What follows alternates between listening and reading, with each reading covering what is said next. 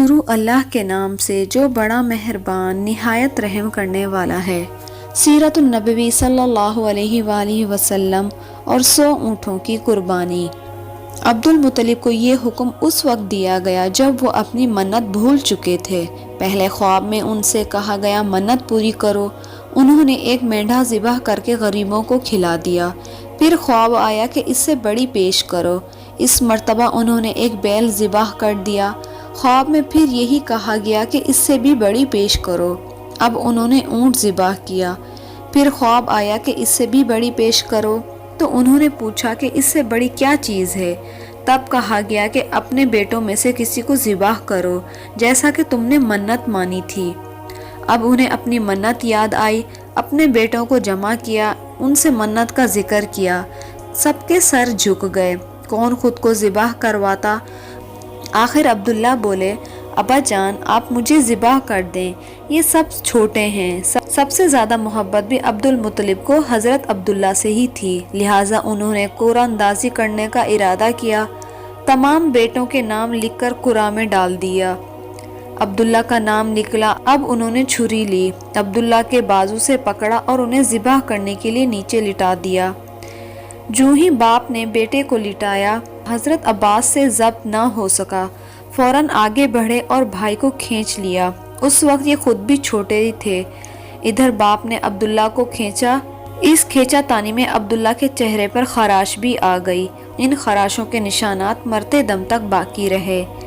اسی دوران بنو مخزوم کے لوگ آ گئے اور انہوں نے کہا، آپ اس طرح بیٹے کو ذبح نہ کریں، اس کی ماں کی زندگی خراب ہو جائے گی۔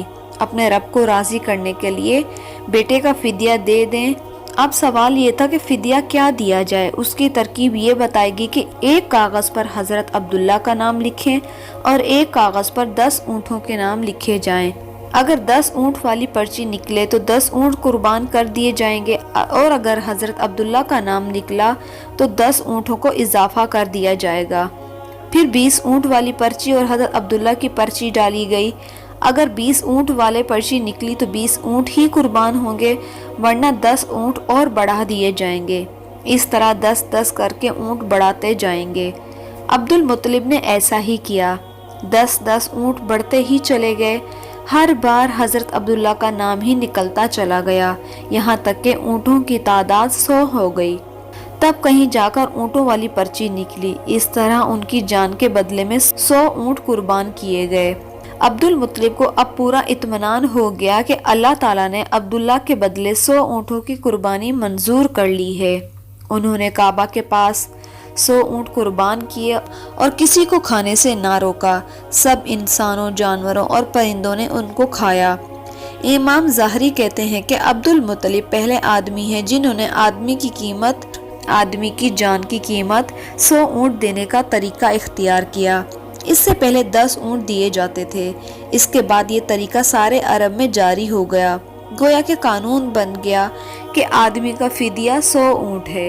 نبی پاک صلی اللہ علیہ وآلہ وسلم کے سامنے جب یہ ذکر آیا تو آپ نے اس فدیے کی تصدیق فرمائی، یعنی فرمایا کہ یہ درست ہے۔ نبی پاک صلی اللہ علیہ وآلہ وسلم فرماتے ہیں کہ میں 2 ذبحوں یعنی حضرت اسماعیل اور حضرت عبداللہ کی اولاد میں سے ہوں۔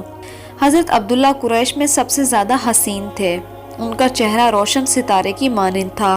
قریش کی بہت سی لڑکیاں ان سے شادی کرنا چاہتی تھیں، مگر حضرت عبداللہ کی حضرت آمنہ سے شادی ہوئی۔ حضرت آمنہ وہب بن عبد مناف بن زہرہ کی بیٹی تھیں۔ شادی کے وقت حضرت عبداللہ کی عمر 18 سال تھی۔ یہ شادی کے لیے اپنے والد کے ساتھ جا رہے تھے کہ راستے میں ایک عورت کعبہ کے پاس بیٹھی نظر آئی۔ یہ عورت ورقہ بن نوفل کی بہن تھی۔ ورقہ بن نوفل قریش کے ایک بہت بڑے عالم تھے۔ ورقہ بن نوفل سے ان کی بہن نے سن رکھا تھا کہ وقت کے آخری نبی کا ظہور ہونے والا ہے۔ ان کی نشانیوں میں سے ایک نشانی یہ بھی ہوگی کہ ان کے والد کے چہرے میں نبوت کا نور چمکتا ہوگا۔ جو ہی اس نے عبداللہ کو دیکھا، فوراً ان کے ذہن میں یہ بات آئی۔ اس نے سوچا ہو نہ ہو یہ وہی شخص ہے جو پیدا ہونے والے نبی کا باپ ہے۔ چنانچہ اس نے کہا، اگر تم مجھ سے شادی کر لو تو میں بدلے میں تمہیں اتنے اونٹ دوں گی جتنے تمہاری جان کے بدلے میں ذبح کیے گئے تھے۔ اس پر انہوں نے جواب دیا کہ میں اپنے باپ کے ساتھ ہوں، ان کی مرضی کے خلاف کچھ نہیں کر سکتا۔ نہ ان سے الگ ہو سکتا ہوں، اور میرے والد باعزت آدمی ہیں، اپنے قوم کے سردار ہیں۔ بہرحال ان کی شادی حضرت آمنہ سے ہو گئی۔ آپ قریش کی عورتوں میں نسب اور مقام کے اعتبار سے افضل تھیں۔ حضرت آمنہ حضرت عبداللہ کے گھر آ گئیں۔ آپ فرماتی ہیں، جب میں ماں بننے والی ہوئی تو میرے پاس ایک شخص آیا، یعنی ایک فرشتہ انسانی شکل میں آیا۔ اس وقت میں جاگنے اور سونے کی درمیانی حالت میں تھی۔ اس نے مجھ سے کہا، کیا تمہیں معلوم ہے کہ تم اس امت کے سردار اور نبی کی ماں بننے والی ہو؟ اس کے بعد وہ پھر اس وقت آیا جب نبی پاک صلی اللہ علیہ وآلہ وسلم پیدا ہونے والے تھے۔ اس مرتبہ اس نے کہا، جب تمہارے ہاں پیدائش ہو تو کہنا میں اس بچے کے لیے اللہ کی پناہ چاہتی ہوں، ہر حسد کرنے والے کی شر سے اور برائی سے۔ پھر تم اس بچے کا نام محمد رکھنا، کیونکہ اس کا نام تورات میں احمد ہے، اور زمین اور آسمان والے ان کی تعریف کرتے ہیں، جبکہ قرآن میں ان کا نام محمد ہے، اور قرآن ان کی کتاب ہے۔ ایک روایت کے مطابق فرشتے نے ان سے یہ بھی کہا، تم وقت کے سردار کی ماں بننے والی ہو۔ اس بچے کی نشانی یہ ہوگی کہ ان کے ساتھ ایک نور ظاہر ہوگا، جس سے ملک شام اور بصرہ کے محلات بھر جائیں گے۔ جب وہ بچہ پیدا ہو جائے گا تو اس کا نام محمد رکھنا، کیونکہ تورات میں ان کا نام احمد ہے، اور آسمان اور زمین والے ان کی تعریف کرتے ہیں، اور انجیل میں بھی ان کا نام احمد ہے، آسمان اور زمین والے ان کی تعریف کرتے ہیں، اور قرآن میں ان کا نام محمد ہے۔ حضرت عبداللہ کے چہرے میں جو نور چمکتا تھا، شادی کے بعد وہ حضرت آمنہ کے چہرے میں بھی آ گیا تھا۔ امام ظاہری فرماتے ہیں کہ صحابہ رضی اللہ عنہم نے حضور صلی اللہ علیہ وآلہ وسلم سے عرض کیا، اے اللہ کے رسول، ہمیں اپنے بارے میں بتائیے۔ آپ صلی اللہ علیہ وآلہ وسلم نے ارشاد فرمایا، میں اپنے باپ ابراہیم کی دعا ہوں، اپنے بھائی عیسیٰ کی بشارت ہوں اور خوشخبری ہوں۔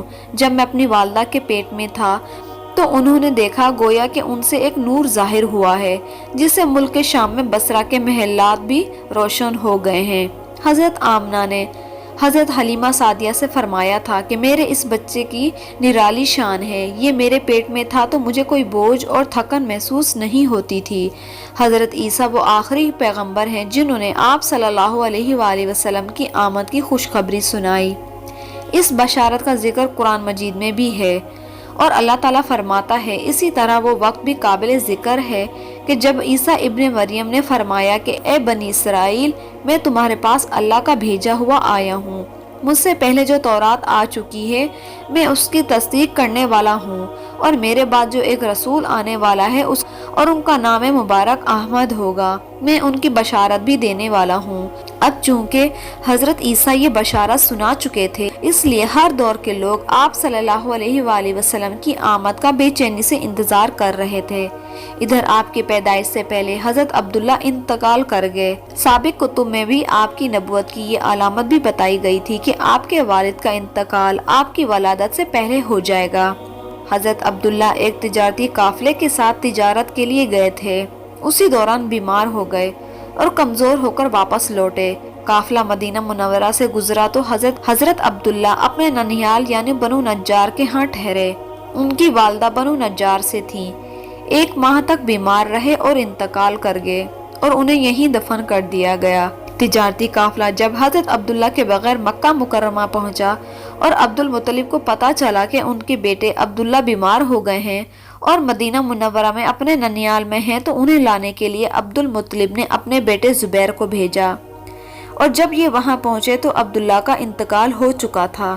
مطلب یہ کہ آپ صلی اللہ علیہ وآلہ وسلم اس دنیا میں اپنے والد کی وفات سے چند ماہ بعد تشریف لائے۔